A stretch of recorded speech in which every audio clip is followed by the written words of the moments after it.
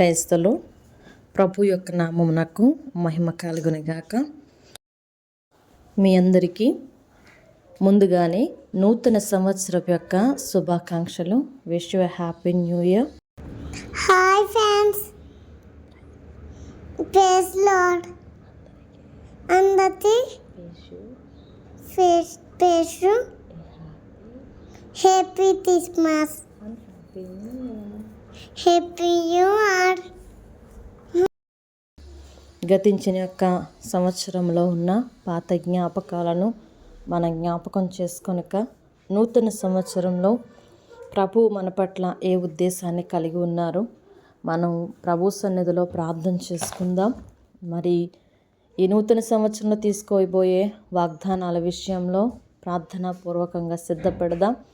గతించిన యొక్క సంవత్సరంలో తీసుకున్న వాగ్దానాలు ఎంతవరకు మన జీవితంలో నెరవేర్చబడ్డాయో ఒక్కసారి మనల్ని మనం నెమరు వేసుకుని నూతన సంవత్సరానికి సిద్ధపడదాం. ఈ నూతన సంవత్సరం మనకేం దాచిపడిందో తెలియదు, కానీ మనకున్న ప్రతి ఒక్క వాటిని ప్రక్కన పెట్టుకుని సంతోషంతో 2025వ సంవత్సరాన్ని ఆహ్వానించుకుందాం. 2024వ సంవత్సరంలో ఒంటరితనం అనుభవించామేమో, వ్యాధి బాధ బలహీనతలు అనుభవించామేమో, ఎప్పుడు జీవితంలో ఇలా జరుగుతుంది అని అనుకోని సంఘటనలు కూడా మన జీవితంలో జరిగి ఉండొచ్చు. వాటిని ఇంకా తలపోసుకోవడం వల్ల మనం ఏమీ సాధించలేం. కానీ ఈ 2025ని సంతోషంగా మనం ఆహ్వానించుకుని వాటిని ప్రభు కృపలో పొందడానికి ప్రభు పాదాల దగ్గర ప్రార్థన చేసుకుందాం. ఆహ్వానిస్తూ ఆనందిద్దాం. ప్రభు యొక్క మేలు కొరకు ఆయన మన పట్ల దాచి ఉంచిన ఉపకారములను అనుభవించే విషయంలో కష్టాన్ని ఓర్చుకుందాం, సంతోషాన్ని స్వీకరించుకుందాం, వాక్యంతో దృఢపడదాం, వాగ్దానము చేత స్థిరపరచబడదాం.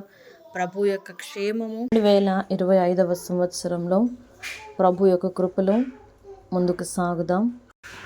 దేవా, సంవత్సరములు గతించుచుండగా నీ కార్యములు నూతన పరచుము.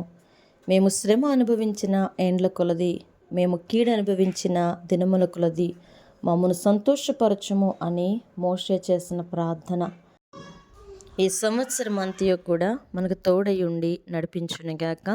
సంరక్షకుని యొక్క దేవుని రెక్కల నీడలో మనం దాచబడి ఉన్నందుకు కూడా ప్రభువుని స్తుతిస్తూ ప్రభువుని మహిమపరుస్తూ నూతన సంవత్సరం యొక్క సంతోష శుభవత్సరముతో అందరికీ కూడా wish you happy new year మరొకసారి తెలుపుతూ మీ అందరి దగ్గర సెలవు తీసుకుంటున్నాను. Praise the Lord. సంతోషంగా ఆనందంగా ఆహ్వానిద్దాం.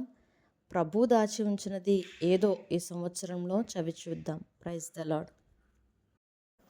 అందరికీ బాయ్ బాయ్.